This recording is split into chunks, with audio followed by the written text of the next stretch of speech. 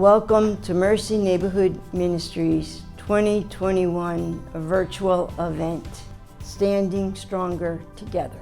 And we welcome you today, and we look forward to sharing with you not only the words of our mission, responding in a spirit of mercy to the needs of those who are underserved, but having you learn more about how we do that and ways in which you too can share actively in our mission. We look forward to sharing the childcare, the adult daycare, the adult education, and the challenges and the gifts that they are to each of us. Our families, our neighbors, all contribute to who we are. They have been a part of us since day one, and we are grateful for that. And we look very forward to sharing with you all that has happened in these past few years.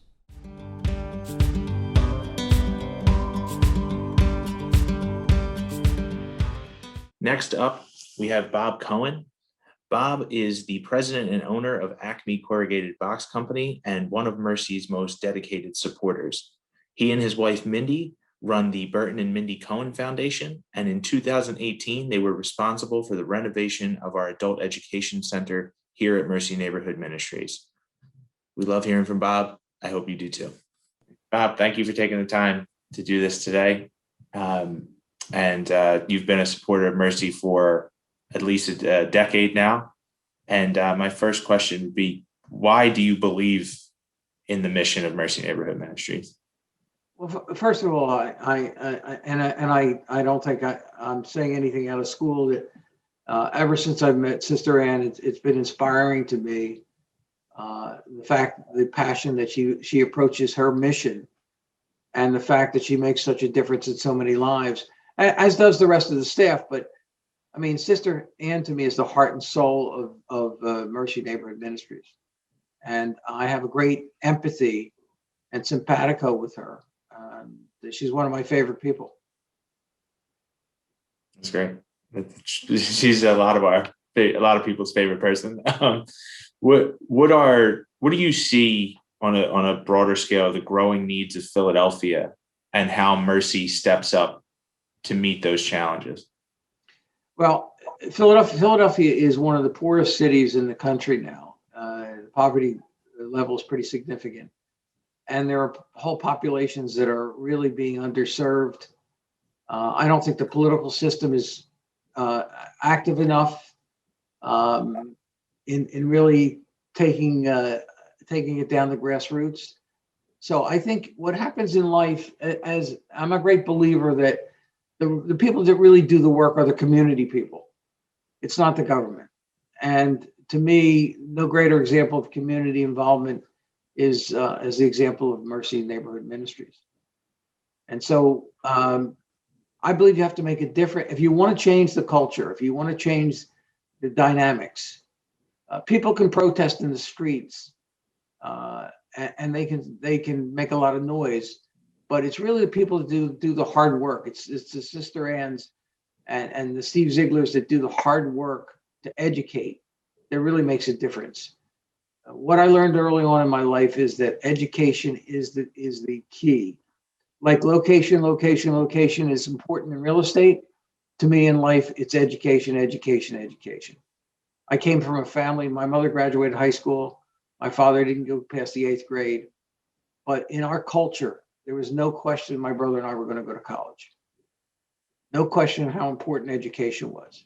And I guess the crucial thing that somebody said to me many years ago, you cannot take education away from the person. That's something that's intrinsic and you can't take that away.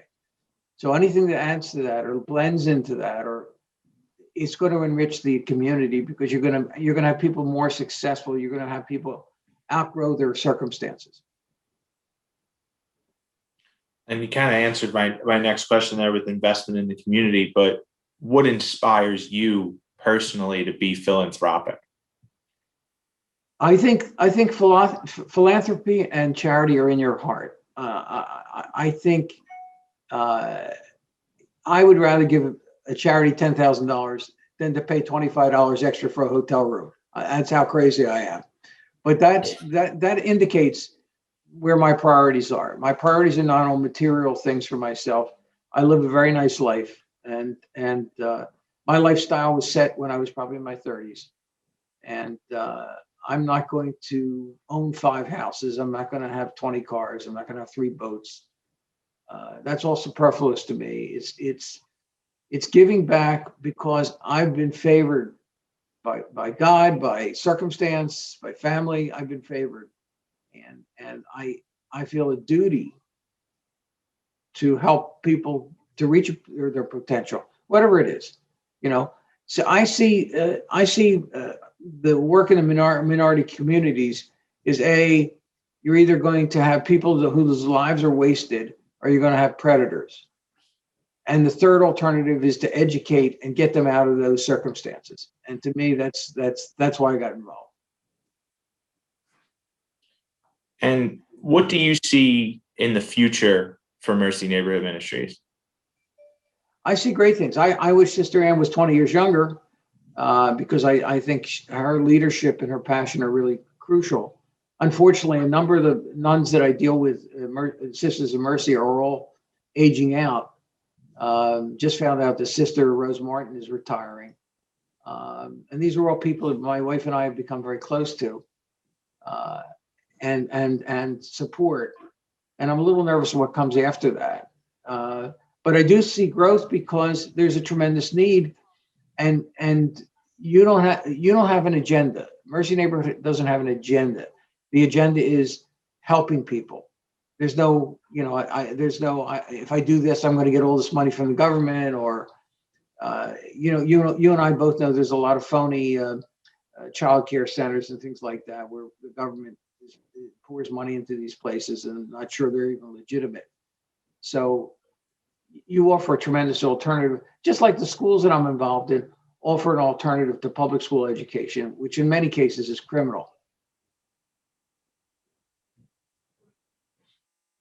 And what would you say to encourage individuals to support Mercy?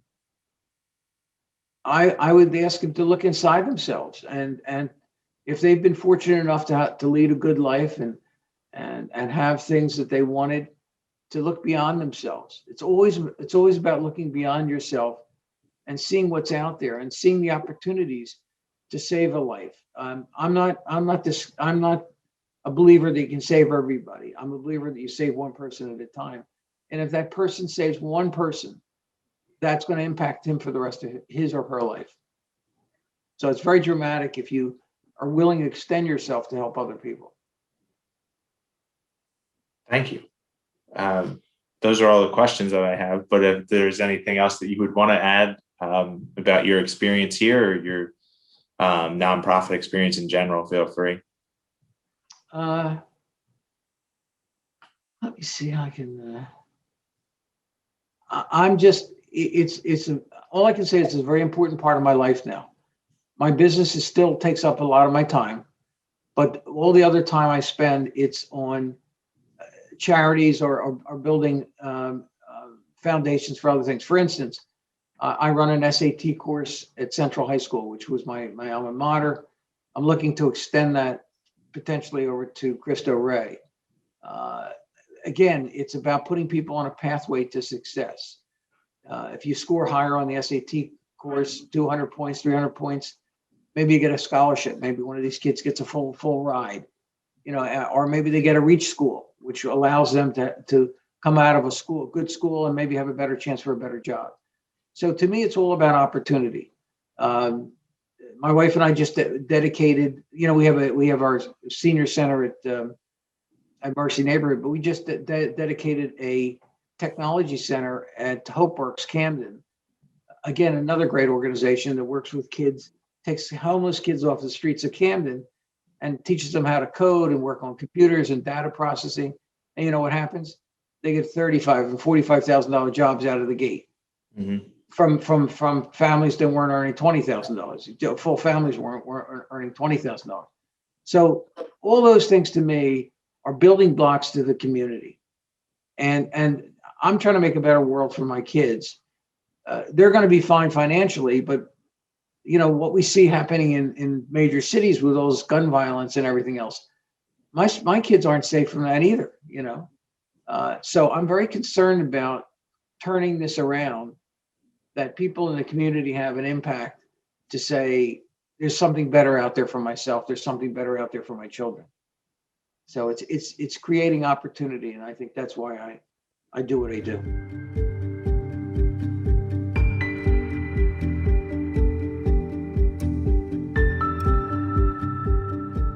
I'm Cynthia Figueroa, Deputy Mayor for the Office of Children and Families. The City of Philadelphia is grateful for the work of Mercy Neighborhood Ministries. Community-based partnerships between the city and groups like Mercy Neighborhood Ministries are critical to supporting Philadelphia's children, families, and adults. These partnerships help Philadelphians stand stronger together, offering services that support children, youth, and adults at nearly every stage of their life.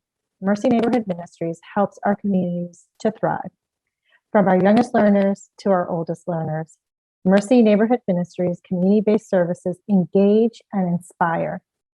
Mercy Neighborhood Ministries is there for the community at critical stages in life: childcare and pre-K, after-school programs through our out-of-school time network, as well as adult education services. Standing stronger together in partnership with the community, we can build a community and a city where children, families, and adults are supported and they thrive. Thanks again. Gracias. I enjoy working at Mercy Neighborhood Ministries because I get to impact the lives of young children. I get to set the foundation for the teaching expectation for years to come. I get to see little seeds turn and blossom into beautiful flowers. So I like being able to touch the lives of young children in an academic way early on and see how they flourish and what they end up becoming later in life. My favorite part of being a teacher at Mercy Neighborhood Ministries is absolutely just the children, the connections I've made with the children. All the kids I teach are so incredibly resilient and kind, even though some of them have been through struggles that I have not faced in my own life. My favorite part of the day is coming in the morning and being greeted with smiling faces every single day, saying, "Good morning, Miss Jeannie," and giving me a hug. It's my favorite part of the day.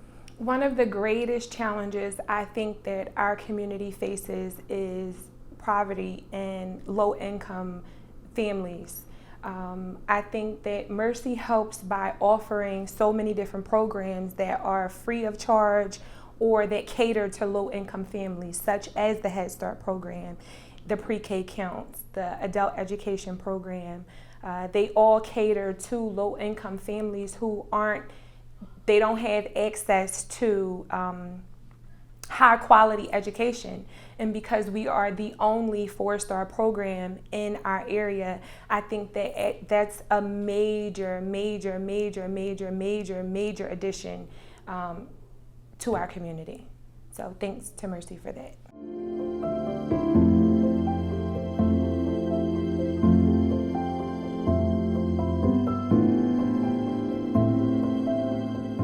Everyone, it's good to see you again. For those who don't know me, again, my name is Nia Day, Assistant Director, Philanthropy with Mercy. I'm here again to introduce our speaker and moderator for this evening. Our moderator will be Jimmy White IV, and Jimmy is a South Philadelphia native who passionately seeks to make a positive impact for youth and veterans locally and nationally. He endeavors to accomplish this feat through collaboration with organizations such as the We the People Stage, Year Up, The Weekly Fight, HopeWorks Camden, and the Travis Manion Foundation. An Operation Iraqi War veteran, Jimmy served abroad in the U.S. Navy on the fast attack submarine USS Montpelier as a nuclear electrician. He is a masterful speaker who aligns his message with a compelling story to enlighten and motivate your audience into action, which is what we're hoping he'll help do today.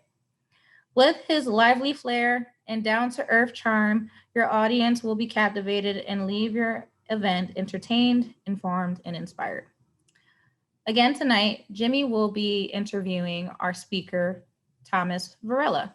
Now, Thomas C Varela Jr. currently holds the position of Director of Advocacy and Communication for the Urban League of Philadelphia, where he leads the advocacy and communication needs for the 103-year-old civil rights organization. Previous roles included health professions advisor at Rowan University, assistant director at the University of Massachusetts, Boston, and assistant director at George Washington University School of Medicine. He holds a Master's of Public Health degree from the George Washington University and is also a graduate of Temple University. Outside of work, Thomas has maintained a commitment to the community through his professional affiliations. He currently serves on the board of Freedom Prep Charter School. Past service included board service with the Urban League of Philadelphia as the president of Next Philadelphia, which is the Urban League of Philadelphia's young professionals group.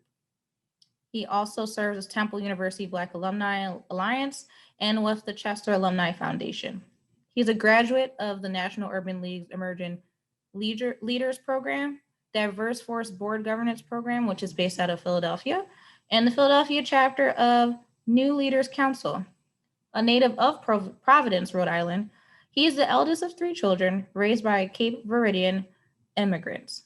He currently lives with his wife and 2 children in Sicklerville, New Jersey. As a first-generation college graduate, the opportunity to work with students who share similar experiences and challenges has been a great motivating factor. Seeing that he is someone who benefited from opportunities presented to him, he hopes to inspire other students to maximize their potential and push towards achievement in every field of human endeavor. We hope you enjoy the conversation between these 2 great individuals. Thomas, I'm so excited to be having this conversation with you and so glad that you can support this program. Thank you. Thank you so much for being here. No problem. Thank you for having me. We appreciate you giving an opportunity for the Urban League to talk about its programs and its impact in the community. Yeah, definitely. And the Urban League is this amazing organization in Philadelphia that does so many different things. Can you do us a favor and kind of give us a little bit of the background of the Urban League of Philadelphia and your involvement in it? No, definitely. So the Urban League of Philadelphia is one of 90 plus affiliates of the National Urban League. Our job here locally is to help individuals, African Americans and other marginalized individuals, get into the middle class and beyond. That's a simple way that we try to explain that. And we do that through our job training. So helping people find a job, helping someone buy a house, helping someone start a small business, helping kids get scholarships to go to college. So when you think about what are the historical pillars of what it means to be a middle class family, you own your home, you have a good paying job, or you own your own small business, you have your kids going to college, you have good health, you have long-term sustainability, you vote every election, right? So these are standard pillars of what it means to be middle class. A little bit of historical context. The National Urban League was founded in 1910, where it was focused on helping individuals helping people from the South, when they were moving to the North, get acclimated to their new surroundings. When you think about that, the Jim Crow South to the industrial North, when you think about people trying to navigate racism in the North, trying to figure out where to live, where to hopefully get a new job, where to maybe start a new business. The Urban League was there to help individuals navigate those new cities so that they can set up shop and begin to set roots for their family. So we here in Philadelphia focused on that on a local level. Wow, that's amazing. I didn't recognize that it was around since 1910. That's amazing. And you guys are still doing the work in the community, continuing to grow and adapting to the issues that we have as a society today. So I so love that. What about your advancement in the program? How did you get started and how do you get the position you're at today? Yeah, no, definitely. So my connection with the Urban League started as a volunteer. When I was in grad school in DC, I learned of the organization, particularly of their young professional audience. So most Urban League affiliates have a young professional chapter. These are volunteers who help to support the organization to ensure that the organization has the financial support, has the manpower to participate in volunteer programs and other support needs where necessary. So I learned a little bit about the organization in Northern Virginia and then moved to Boston, became a member there, And then when I moved to Philadelphia, became a member and continued to be involved, serving in several leadership areas until I became president in 2017. So as president of the Young Professional Chapter, it was my job to develop the programming initiatives to support the organization, but also create a space for young professionals and millennials. In my time, millennials, I know Gen Z is right around the corner, but millennials to be involved, to have a space where they can engage with other like-minded young professionals. They also can participate in programs and workshops around career readiness, salary negotiation. You know, when we think about African-American young professionals, we are into the middle class, we are navigating corporate America. What are the workshops and topics that we believe are relevant to help us as we continue to rise up the corporate ladder? So it was my job and my team's job to think of programs and initiatives that would support the young professionals that were coming to our organization, coming to our meetings. I love that. You guys, I love the fact that you're kind of homegrown. Like you got on it on the street level and then work your way up into the position that you're at today. It kind of makes it like more real, and you know, you can see that enthusiasm when you talk about it. I also love the fact that, you know, the Urban League hits everything. You know, it works on issues of advocacy for education, for young people, for young adults, for, you know, our neighborhoods. You know, you guys are in the trenches doing the real work to really promote this idea of social and economic development for us to continue to advance. So thank you so much. No, yeah, definitely appreciate that. Yeah, we definitely see this as a comprehensive advocacy campaign. You know, as you mentioned, when we think about these pillars, there's so many different facets of what it means for economic empowerment. When we think about corporate diversity, there's so many different areas, whether it's tech, it's banking, it's healthcare. There's so many different angles within corporate diversity that more African Americans are needed to be a part of. But then when we think about home ownership, and we think about, for instance, the 2008 housing crisis, and many of the African Americans, we saw our home prices dip. And for a lot of African American communities, home ownership is that sense of building legacy, right? Being able to have a home that you can pass down to your family, to your grandkids, et cetera, et cetera.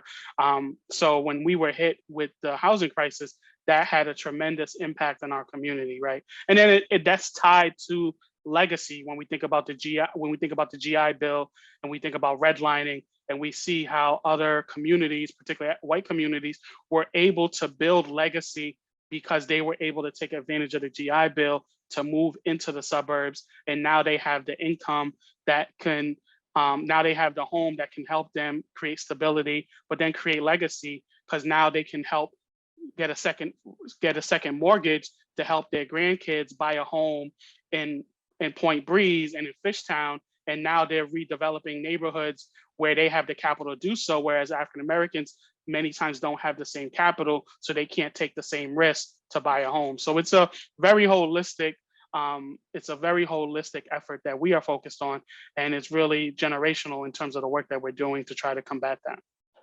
I love that. I love the idea of tackling generational wealth and how we continue to promote that and continue to grow that in our community. I'm a veteran myself, and I've been able to use the benefits of the new, not post 9/11 GI Bill, but I can only imagine coming back from war, you know, and as a person of color, being told that I wasn't able to use those benefits, but other demographics were able to use it to build that wealth. So it actually sees really well into what I wanted to talk about next, was this, we see right now we're in this cultural racial movement. You know, we've gone through the George Floyd protest. We've gone through all this trauma that we've seen in our community. But on the other flip side of that is we've seen this mobilization from all type of demographics, communities, where we're all looking to combat this racial inequality that's going on right now.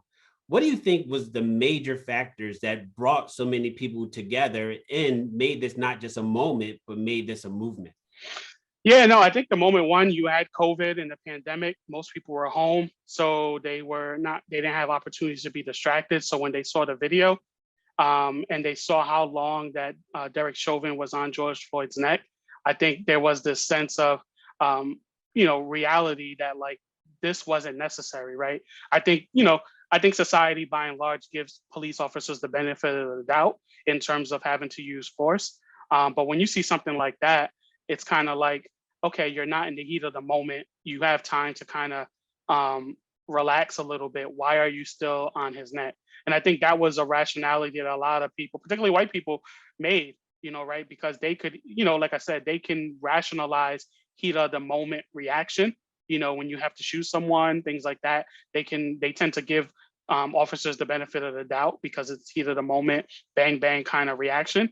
But 9 minutes to sit there, I think that was something that really woke up a lot of people. But I think also too, young people were just tired of the injustices. And I think younger people are really stepping up and demanding more accountability, but then also just using this moment to really communicate with each other as to the injustices. When we think about Facebook and Twitter, TikTok, Instagram, they provide avenues for young people to mobilize to kind of pass a message. I know for a lot of older people, we tend to poo-poo, social media activism, right? Because it feels like it's only activism to take a photo and just to say that you were there or just to say that you're part of the movement versus doing like the work. But I think it does create this sense of like starting the conversation and also really mobilizing through amplification. You're able to get athletes to get behind it. You're able to get celebrity behind it because they see the moment. So I think there was just the sense of the COVID and everyone being home was part of it. But then also, I think this was just the moment, the injustice. And it just seems like it was absurd for 9 minutes to be on his neck.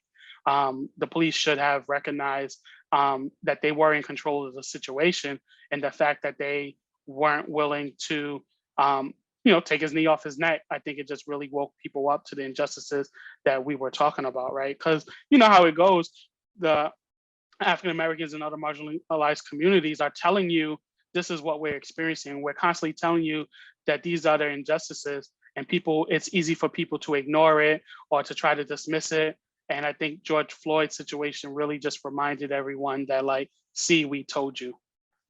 I totally agree. I love the term that you use, is that what this young generation is doing is they're amplifying what's going on. So they're using social media to be the amplifier so people can see it. One of the things that really struck me in the trial was this idea of the bystanders being there, Yeah. And now what happened is with the video, with the TikToks, with the YouTube and with the Facebook, we're all now bystanders. So as a bystander, seeing what's going on, acknowledging that it does exist, but then taking some type of course of action to fix what's going on. So not just talking about it, but also being about it and being part of the solution.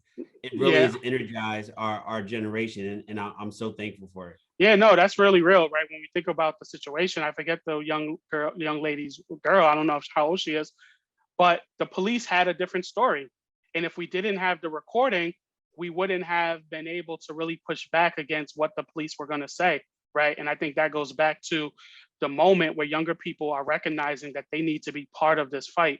I know there's a terminology, apply pressure, right? And I think that's where younger people are recognizing that we need to apply pressure in all facets. So I think this is an example where, the kids are using camera for TikTok and to dance and some of those other, social kind of fun and cultural kind of flashpoints. But I think we also see the value of camera and recording in real life situation in Georgia. And I think that also added to the dynamic where the police in this situation, unfortunately, tried to use a lie to try to cover up what happened. And if we didn't have the recording, we would have probably had another situation of he said, she said, or he said, he said. And once again, society tends to give police the benefit of the doubt. No, totally agree. It's interesting when we look at the protests, as we look at this movement, one of the things that we've recognized is that it can't just be protests. There also has to be some type of actions and advocacy and change done on many different levels. One of the things that a lot of people have identified is that a lot of people of color are disenfranchised from an economic standpoint. So can you maybe kind of tell us what are some things that you think would really help disenfranchised communities to have economic, what I like to call economic mobility, that Mhm. idea of going from the lower class to the middle class? And how are what are some of the programs that the Urban League has that are assisting in that? No, definitely. And once again, we tackle that issue from many different angles. Home ownership is one. Every Saturday, we host a first-time home ownership program where we help people understand the home buying process.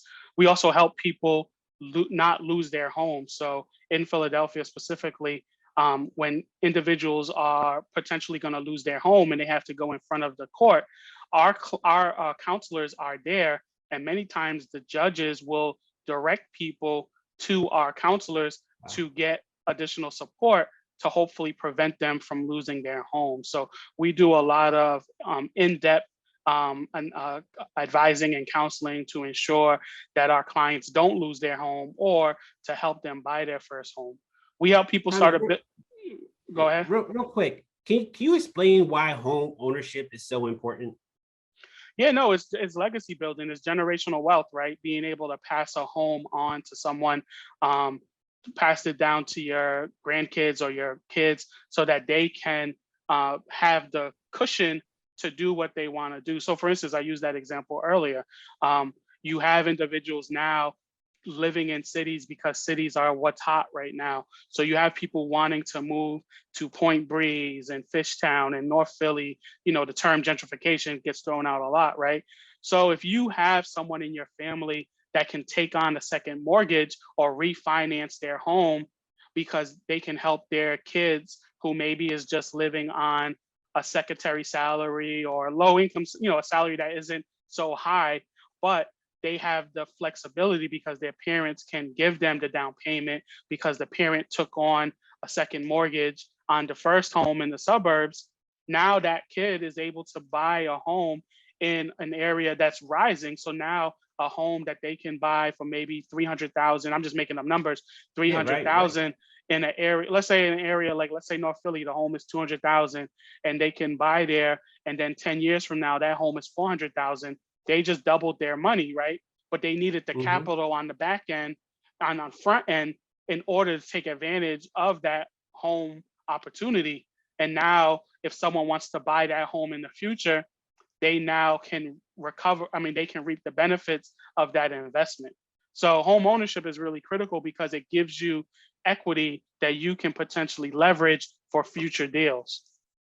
I totally agree. It's interesting as I matured in my financial literacy, my financial understanding, I realized how important, owning a home is. And to your point, that cushion, if I wanted to start a small business, I can pull equity out and use that as my working capital to start my business. If I have a medical condition and I have to get surgery and my insurance isn't going to cover it, think of the debt that people carry on because of those type of situations where I have a cushion that I can bounce off of for an economic issue or financial issue that many people don't. So having that in our community and taking ownership of our communities is so important. Yeah, no, definitely. I think I can't recall the study specifically, but one of the results it talked about was most wealth that white people generated is based off of home ownership.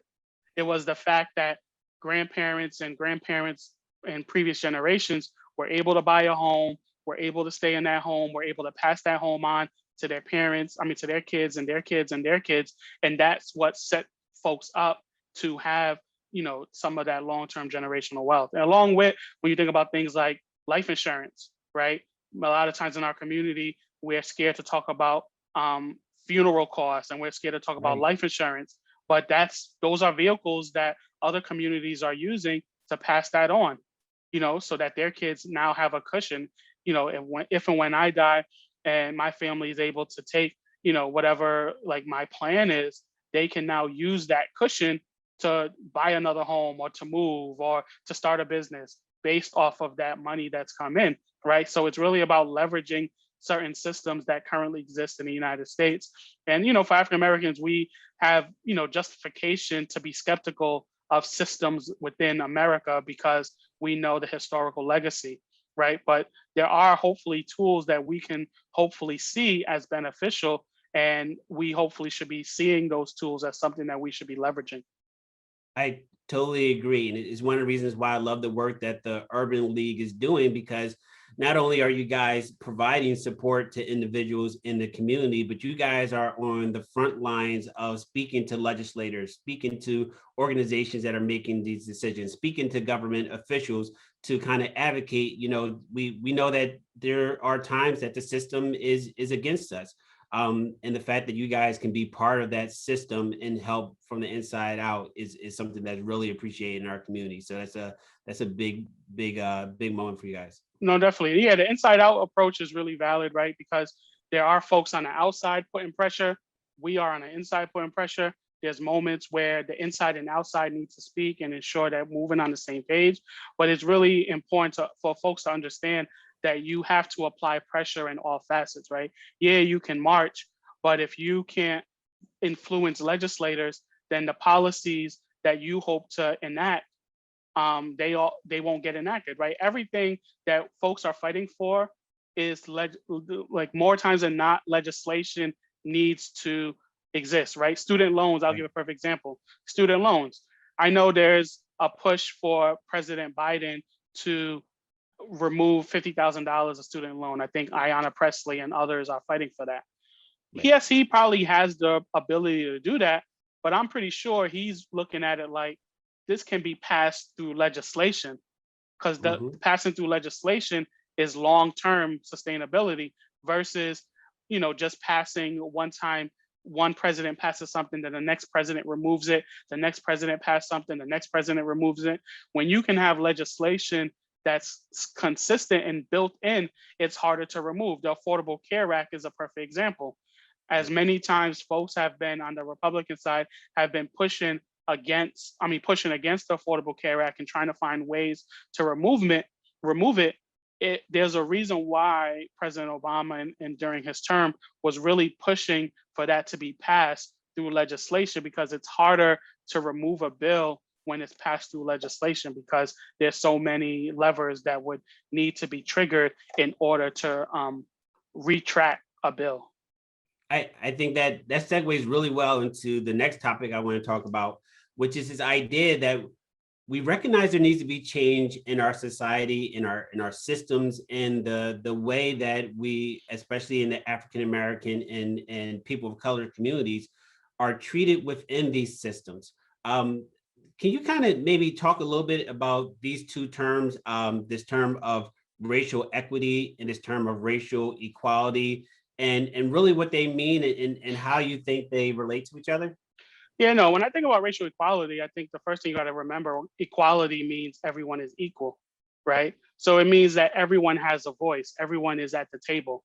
When you think about equity, equity is really about power shifting.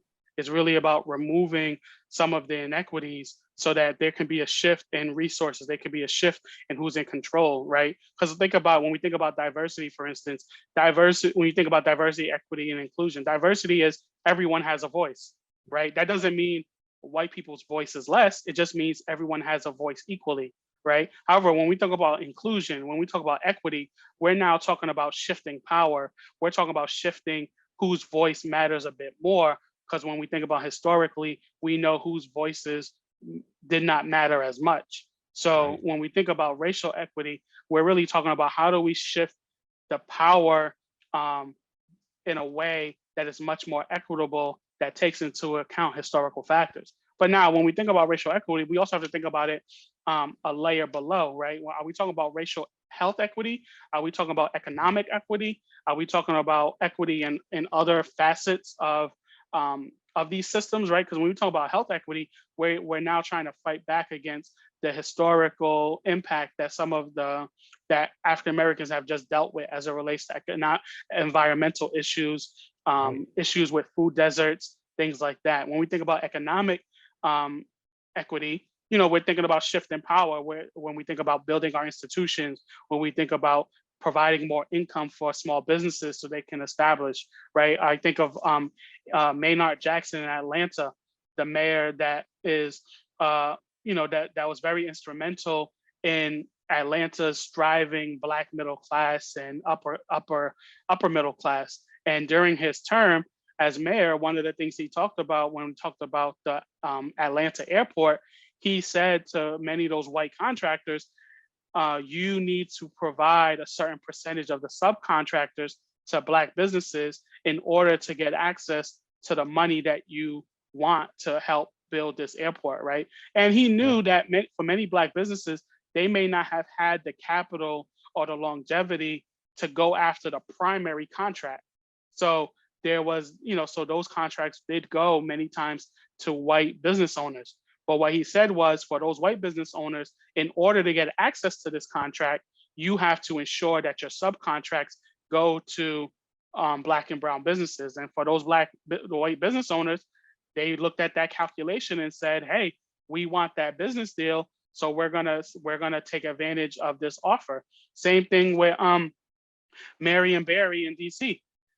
He said the same thing. He said to a lot of those white business owners, you want these federal contracts, you have to ensure that Black individuals will get a piece of some of those deals. And then we see DC has, or PG County specifically, has a high population of African Americans in the middle class. It was because of those equitable measures that these mayors built into the system that they were able to do because they were inside the system.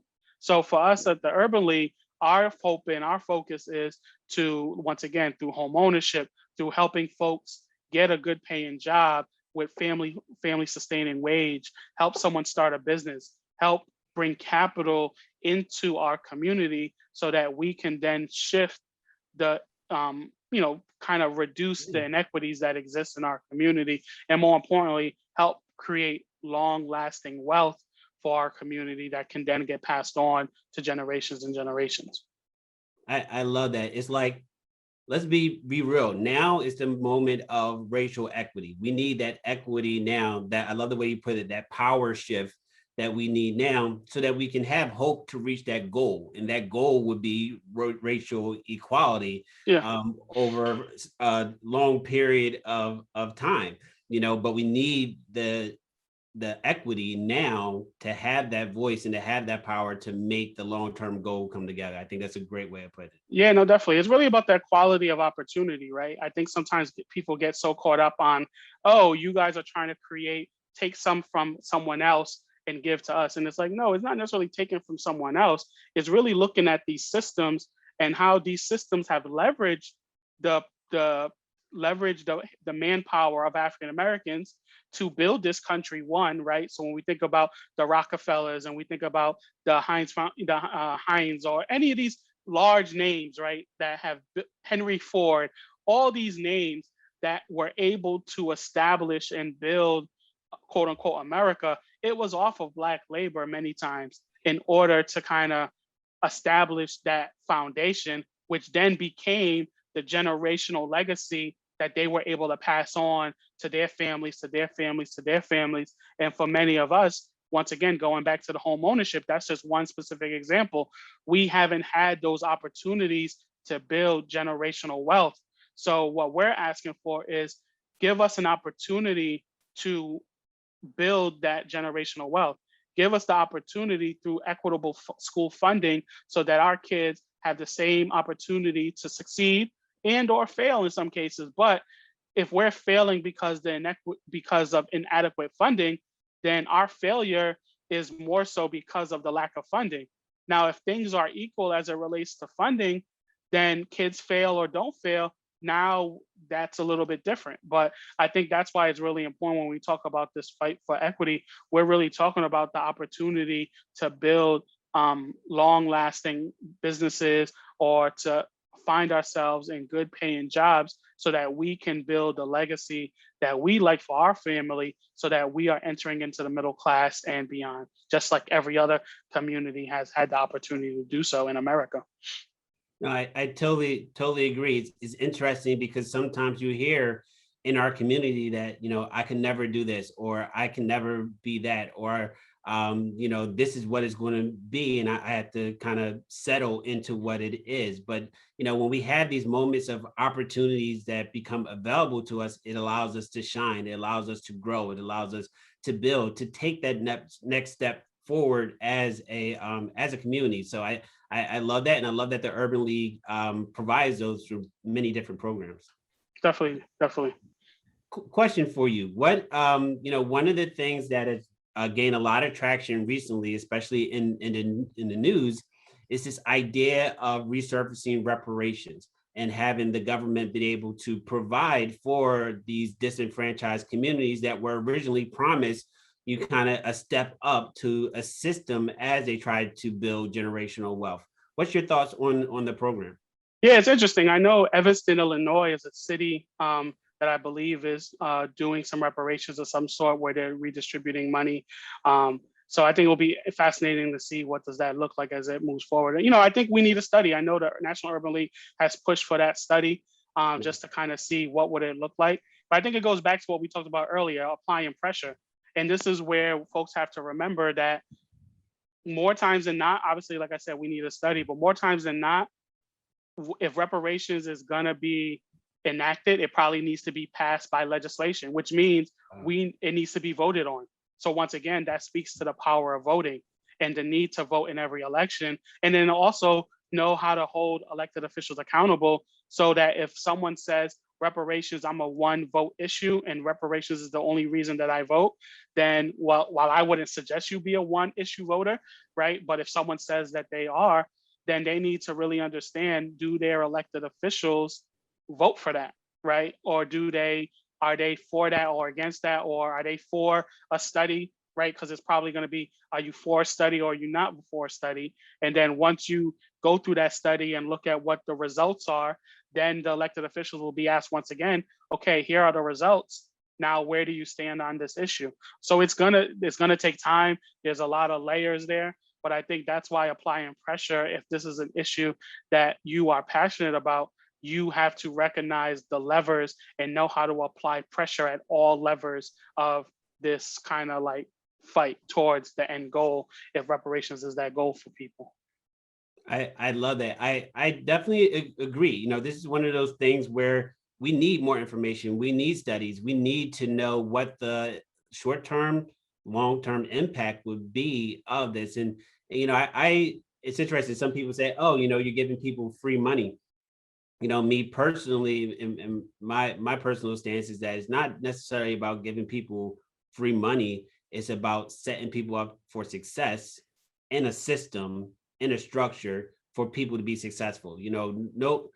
I say this in the veteran community a lot, but it fits for our community as well. It's this idea that we're looking for a handout and no one's looking for a handout. People only want what they earned and what they deserve. What they want is a hand up that allows them to get to the next level that they're trying to achieve in life. So I think that could be one of those programs, but I totally agree. There needs to be more studies, more information about it, and then something rolled out from a legislative standpoint. So I totally agree. All right, one more question for you, good sir. Thank you so much. This has been so informative. And again, I love what you guys are doing and so thankful that you're here to support this program, to have this conversation. But one thing I like to say, and I think you said it a little bit earlier, is that it's not just always about the conversations, it's also about the actions that are going to go forward from those conversations. So why don't you tell me about a program that you're a part of or that you really appreciate, that you have hope that these economic, social issues and these great divides that we have in our city can be reached across the lines and be tackled and addressed? Yeah, no, definitely. There's so many programs that I think, we do at the Urban League. I know one is our Out for Good program that works with those that have been previously impacted by the criminal justice system, so that once they get out, they can go through our program, and that gives them the emotional and professional tools to help them get a job or help them just have a better situation on life. That's pretty powerful, because when we think about folks that have been who have been in jail or have been impacted by the criminal justice system, they're looking for security. they're looking for sustainability. So when we can help them do that through our Out for Good program, I think that's a win there. Our ability to help folks get jobs in the tech sector. We have a training program now through a partnership with Comcast that helps individuals get trained in good paying IT jobs so that they can then get, once again, good paying jobs to help provide for their family. When we think about technology, it's here, it's the wave of the future. For instance, we think about the American Jobs Plan. One of the things that President Biden proposed is money for infrastructure, specifically around broadband, and being able to ensure that everyone has access to good quality internet. Well, we need someone that's going to lay those pipes. So that's technology jobs, and we need people to know how to do that. So there's opportunity there for individuals if they're interested in doing a career shift, or if they're already in IT, to have these good paying, consistent jobs. I think that's something that's really critical.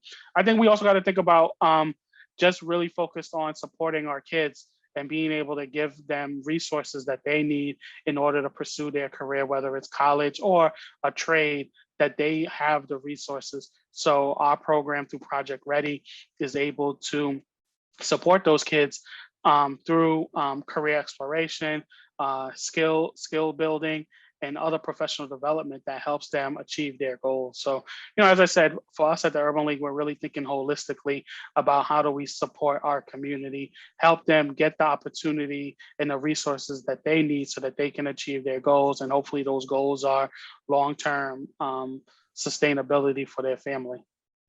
I love that. All right, so you gave me the Urban League answer.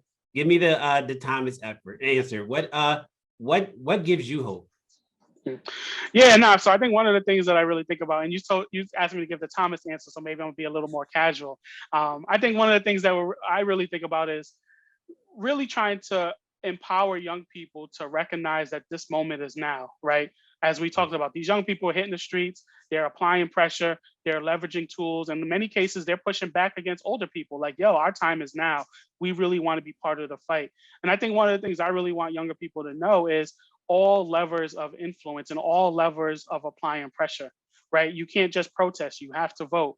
You can't just vote for your president, you have to vote on all ballots, right? You have to understand advocacy, you have to understand crafting policy, you have to understand that policy matters sometimes more than politics, right? We have to know how, we have to know what levers need to be influenced, and also know that you can't do this fight by yourself.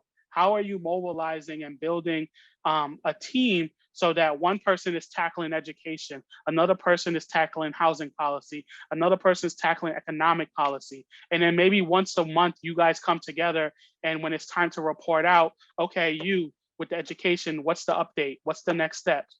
You focused on housing, what's the next steps? What's the issue, right? Because sometimes people take on too much and then they get burnt out, and then they can't really have impact because they try to address everything.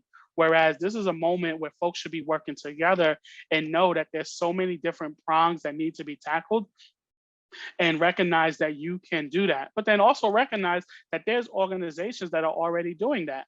There's so many organizations like the Urban League, like NAACP, like Movement for Black Lives, like the Black Futures Lab. I can go on and on. That are so many organizations. The Collective PAC that's really working on getting, providing money to help support Black candidates, right? Because once again, it goes back to how do you create sustainability? How do you find a Black candidate to help that person, win, but then also ensure that that person is hopefully hiring Black policy people and Black policy directors and Black campaign managers and Black ad campaigns, right? So that that person is not reliant on others to help support their campaigns. We have to recognize the full advocacy ecosystem.